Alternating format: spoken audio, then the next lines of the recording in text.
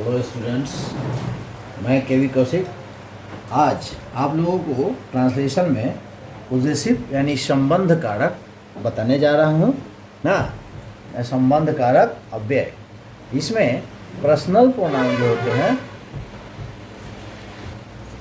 इसमें personal pronouns जो हैं वो प्रयोग किए जाते हैं। और इसमें बच्चे जो हैं ज़्यादातर कंफ्यूज करते हैं पर्सनल प्रोनाउन में।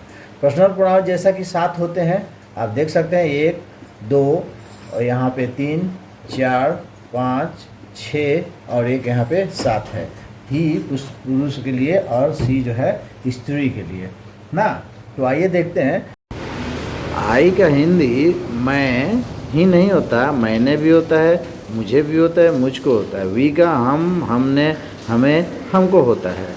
यू का तुम, तुम्हें, तुमने, तुमको, आपने, आपको, आप सब, आप लोग, आप सब, ये सब प्रयोग किया जाता है। उसी तरह ही का वह, उसने, उसको होता है, तो वह पुरुष के लिए होता है या तीनों। और स्त्री के लिए सी का प्रयोग किया जाता है ना। और वही वर्ड रहता है वह, उसने और उसको। उसी तरह नपुंसक लिंग इट के लिए यह और इसने होता है। और दे के सेंस में वे, उन्होंने, वे लोग, उन लोगों ने, वे सब यहाँ पे प्रयोग किया जाता है ना। तो आइए इन सबों का जो है प्रयोग हम देखते हैं कि किन परिस्थितियों में ये सब जो है प्रयोग किए जाते हैं। बच्चे बहुत कंफ्यूज हो जाते हैं ना। जैसे यहाँ पे लिखा है मैं खेल रहा हूँ, मैंने उसे मारा, मुझे लड्डू चाहिए, मुझको खेलना है। तो ये सबकी अंग्रेजी आई ही होती है, लेकिन किन कंडीशन में और कैसे होता है यह जो है पर्सनल प्रोनाउन के अंतर्गत आता है। अब पॉजेसिव की जब हम बात करते हैं तो इन सबों में किस तरह से पॉजेसिव बनाया जाता है वो हम देखेंगे ना। अब हम देखते हैं कि पॉजेसिव बनाने के यहाँ 3 तरीके हैं। एक पहला तरीका जो है उसमें काके की जोड़कर, पर्सनल प्रोनाउन में काके की को जोड़कर, इसमें उसका, उसकी, उसके गुने 2 यानी स्त्रीलिंग और पुल्लिंग, ये दोनों के लिए उसका, उसकी, उसके आता है। उसके बाद इसका, इसकी, इसके जो है नपुंसक लिंग के लिए आता है। और उनका, उनकी, उनके आता है प्लुरल के लिए दे के, दे का ना। यानी थर्ड पर्सन सिंगुलर और प्लुरल नंबर में काके की लगा करके पॉजेसिव बनाया जाता है। और रारी रे, इसमें जो है फर्स्ट पर्सन और सेकंड पर्सन में रारी रे लगाया जाता है। मेरा, मेरी, मेरे, तुम्हारा, तुम्हारी, तुम्हारे। उसके बाद आता है नानी ने। तो यह सातों पर्सनल प्रोनाउन में लगाया जाता है, जिसमें अपना शब्द लगाया जाता है। अपना, अपनी, अपने, नानी ने हो गया ना। जैसे मैं अपना, तुम अपना, वह अपना ना, हम अपने, यह अपने और वे अपने, इस सब का प्रयोग किया जाता है। तो हम आइए देखते हैं एक एक करके ना, 1 बाय 1 सबकी अंग्रेजी हम कैसे बनाएंगे। यहाँ पे पहले बताया गया है आपको कि ये पर्सनल प्रोनाउन जो है किस तरह से होते हैं और किस तरह से अर्थ रखते हैं। अब यहाँ पे बच्चे कंफ्यूज ना हो, इसलिए इसको हम 1 बाय 1 कैसे ये पॉजेसिव को उसकी अंग्रेजी और वाक्य में कैसे प्रयोग करेंगे, आइए नियम की शुरुआत करते हैं।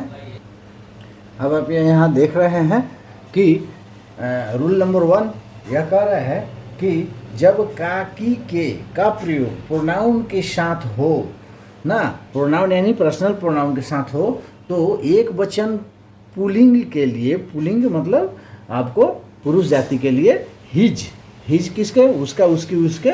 और आपको बताया गया था इसके पहले कि हिज जो है किस तरह से प्रयोग किया जाता है। और हर भी है उसका, उसकी, उसके के सेंस में स्त्रीलिंग के लिए किया जाता है। और न्यूट्रल जेंडर सिंगुलर के लिए इट्स का प्रयोग किया जाता है। उनका, उनकी के लिए मतलब इसका, इसी के लिए होगा। और तथा प्लुरल के लिए दियर, प्लुरल यानी बहुवचन, एक से ज़्यादा के लिए, सब के लिए ना। इसमें आपको ये भी आ सकता है, उसका प्लुरल होगा तो हिज का प्लुरल, हर का प्लुरल, इट्स का प्लुरल जो है उसके लिए हम दियर शब्द का प्रयोग करते हैं जब हिंदी में उनका, उनकी, उनके दिया हुआ रहता है। आइए इसको उदाहरण के द्वारा हम समझने का, एक उदाहरण के द्वारा हम समझने का प्रयास करते हैं। जब बिना उदाहरण के यह क्लियर होता नहीं है ना। तो आइए अब यहाँ पे उदाहरण में देख सकते हैं कि कुंदन एक लड़का है, उसका भाई सुंदर है ना। यहाँ पे पॉजेसिव में के रूप में आया है उसका, यहाँ भी उसका आया हुआ है, यहाँ उनकी आया हुआ है, यहाँ उसका जो है पुरुष के लिए आया हुआ है। तो इसका ट्रांसलेशन होगा कुंदन इज अ बॉय ना। कुंदन एक लड़का है और उसका भाई, यह उसका किसके लिए आया, कुंदन के लिए आया हुआ है। तो यहाँ क्या हो जाएगा, हीज, यहाँ पे दिया हुआ है हीज ब्रदर इज हैंडसम ना। यहाँ सुंदर है तो लड़के के सुंदरता के लिए हैंडसम का प्रयोग किया जाता है, लड़की सुंदरता के लिए ब्यूटीफुल, कोई वस्तु की सुंदरता के लिए नाइस ना। सुधा एक औरत है, क्या होगा इसका, सुधा इज अ वुमन। हर, यहाँ पे क्या हो जाएगा, हर हस्बैंड, उसका पति।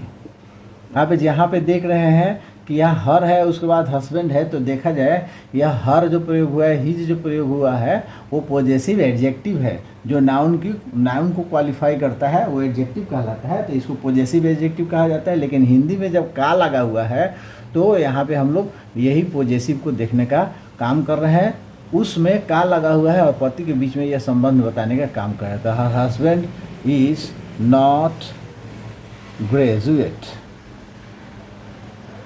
ओके, यहाँ पे नदी किनारे पेड़ थे ना, तो यहाँ देयर का प्रयोग किया जाएगा, there were trees at the bank of river. नदी किनारे पेड़ थे, उनकी शाखाएं सूखी थी, तो यहाँ पे उनकी के लिए क्या हो जाएगा, their branches, their branches were dry. Is that clear ना। यह रूल नंबर 1 हुआ। चलिए दूसरा रूल देखते हैं, रूल नंबर 2।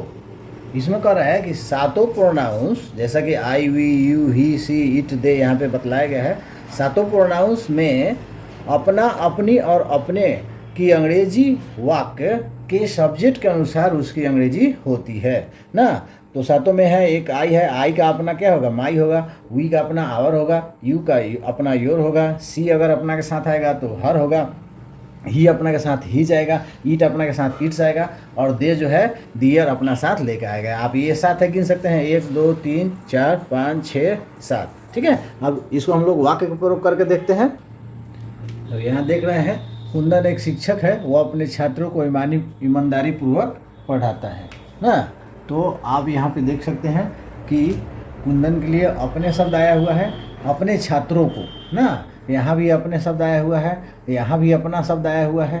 तो यहाँ अपना किसके लिए आया हुआ है, वह जो है सब्जेक्ट है और इस सब्जेक्ट के लिए आया हुआ है, लेकिन यहाँ पे वह का जो अंग्रेजी होगा उसके हिसाब से अपना का अंग्रेजी होगा, यहाँ वह का अंग्रेजी होगा उसके हिसाब से अपना का अंग्रेजी होगा, वह यहाँ आया है उसके हिसाब से यहाँ अपने का अंग्रेजी होगा। तो यहाँ वह किसके लिए आया हुआ है, यहाँ कुंदन के लिए आया हुआ है, यहाँ वह आया हुआ है सुधा के लिए आया हुआ है, और यहाँ वह इस चींटी के लिए आया है, निर्जीव प्राणी के लिए आया हुआ है ना।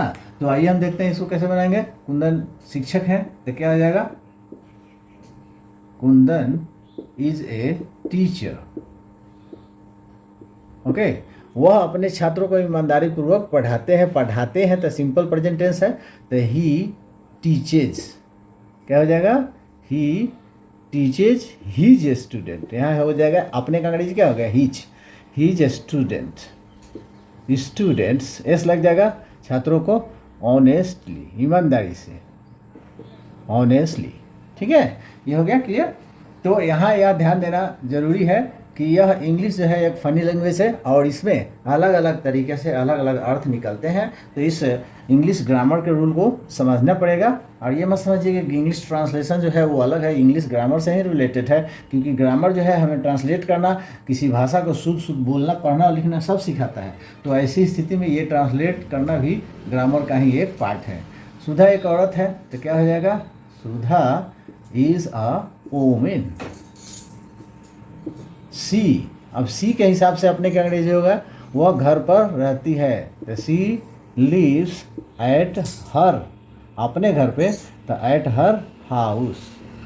ओके, यहाँ ध्यान देने वाली है। चींटी एक कीड़ा है ना, तो द आंत इज एन इंसेक्ट, ठीक है। वह यहाँ पे ईट का प्रयोग किया जाएगा, निर्जीव है, इसका लिंग जिसका पता नहीं रहता उसमें भी उसका प्रयोग किया जाता है, इसका ध्यान रखेंगे।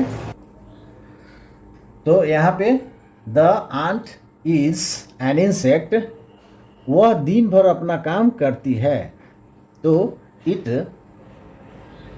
वर्क्स, अब यहाँ पे वह अपना दिन भर काम करती है, तो निर्जीव के लिए क्या प्रयोग किया जाएगा? इट्स। ही वर्क्स, सॉरी ये होगा he does it's work all day long. क्या होगा? All day long. यहाँ ऑल डे लॉन्ग के जगह पर हम होल डे का भी प्रयोग करते हैं। होल डे, दिन भर काम करना ना, तो ऑल डे लॉन्ग का प्रयोग किया जाता है। काम करती है, दिन भर के अंग्रेजी होता है ना। एक और उदाहरण देखते हैं। अब इस उदाहरण में आप देख सकते हैं, इस देश में बहुत नेता हैं, वे अपने सगे संबंधियों की सहायता करते हैं। यहाँ भी अपने शब्द प्रयोग किया गया है, लेकिन यहाँ वे शब्द आया हुआ है, तो वे के अनुसार अपने की अंग्रेजी यहाँ पे क्या होना चाहिए? दियर होना होगा ना। तो आइए इसको देखते हैं। इस देश में बहुत नेता हैं ना, तो इसका क्या हो जाएगा? इसमें भी हम लोग देयर का प्रयोग करेंगे। देयर आर मैनी लीडर्स इस देश में, in this, in the country भी लिख सकते हैं या इन दिस कंट्री भी लिख सकते हैं। इन दिस कंट्री वे का क्या हो जाएगा? दे, वे सगे संबंधियों की सहायता करते हैं। They helps their kith and kin, kith and kin ना। वे कीथ एंड कीन जो है शब्द प्रयोग किया जाता है, कीथ एंड कीन जो प्रयोग किया जाता है, यह एक फ्रेज है, सगे संबंधियों की अंग्रेजी है। ठीक है, तो अब आप देख सकते हैं कि यहाँ जो है अपने की अंग्रेजी क्या प्रयोग किया गया है? दियर प्रयोग किया गया है। ऐसी स्थिति में जितने भी हम आज ट्रांसलेशन में बता रहे हैं, वो सब पॉजेसिव प्रोनाउन के रूप में कार्य कर रहे हैं ना। ठीक है, अगला नियम देखते हैं। हाँ, तो आइए हम तीसरा नियम शुरू करते हैं। पिछले नियम में हमने पढ़ा कि रूल नंबर 1 और 2 में हमने पढ़ा कि अपना अपनी अपने अर्थात नानी ने और काकी के, किसके साथ? प्रोनाउन के साथ, किसी प्रोनाउन के साथ जो है हम इसका प्रयोग करते हैं।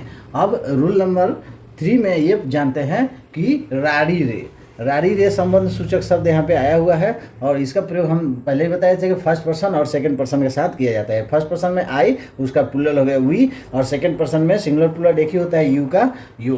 ठीक है, अब इसका हम वाक्य में प्रयोग करके देखते हैं ना, एग्जाम्पल लेकर के चलते हैं। आइए देखते हैं। अब आइए इस उदाहरण को देखते हैं जो आपके सामने दिखाई दे रहा है।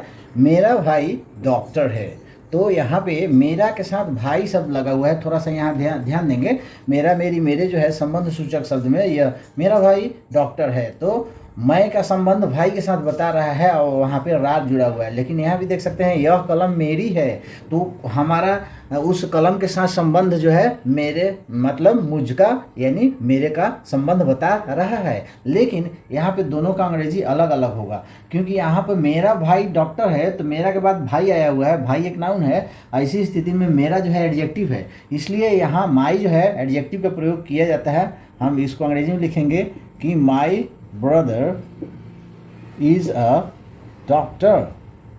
ठीक है, my brother is a doctor. लेकिन यह कलम मेरी है, तो यहाँ पे दिस पेन इज क्या हो जाएगा? माइन ना। यहाँ पे माई नहीं होगा। अब पूछा जाएगा भाई क्यों नहीं होगा यहाँ माई ना, तो माई जो है एडजेक्टिव के रूप में प्रयोग किया जाता है, इसके बाद कोई ना कोई नाउन जरूर रहना चाहिए।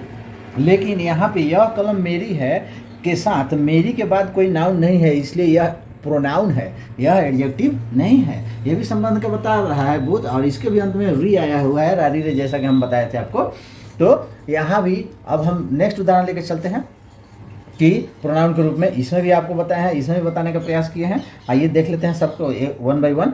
हमारा घर सुंदर है, तो क्या हो जाएगा? आवर हाउस इज, सही बोल रहे हैं ना, आवर हाउस इज ब्यूटीफुल। ठीक है, अब ब्यूटीफुल के जगह पर आप नाइस शब्द का प्रयोग कर सकते हैं, वंडरफुल का प्रयोग कर सकते हैं ना।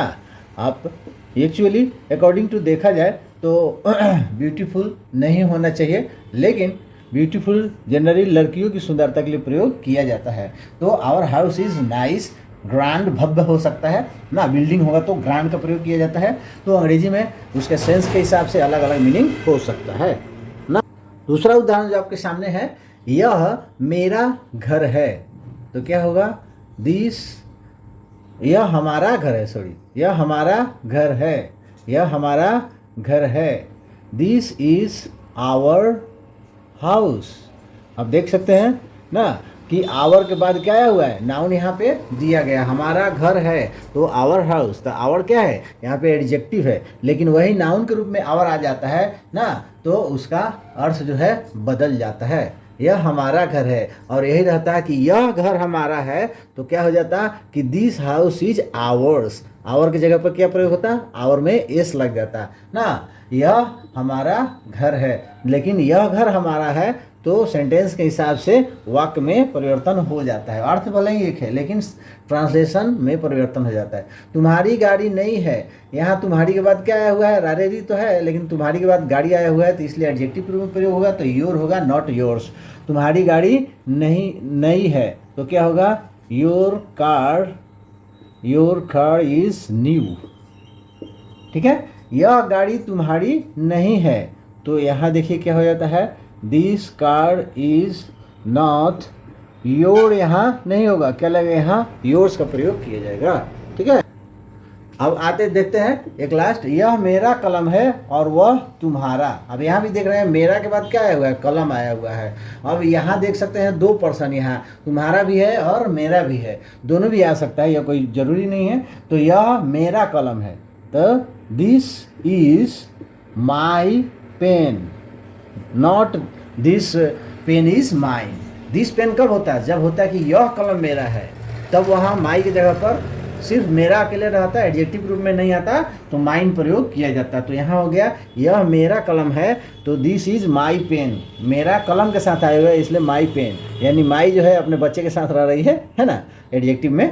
तो एडजेक्टिव जो है नाउन के पहले आता है और नाउन को क्वालिफाई करता है। तो दिस इज माई पेन, और वह तुम्हारा, दैट इज, यहाँ योर्स, यहाँ पे योर्स शब्द का प्रयोग करेंगे। हालांकि योर के बाद पेन आ सकता है कि यह मेरा कलम है और वह तुम्हारा कलम है, तो यहाँ कलम शब्द प्रयोग नहीं किया गया है, तो शॉर्ट में इसे लिखा जाता है this is my pen that is yours. यहाँ योर्स लिख कर कहीं काम चला लेंगे। नेक्स्ट रूल जो है एक हम काके की वाला देखते हैं, यही लास्ट रूल है।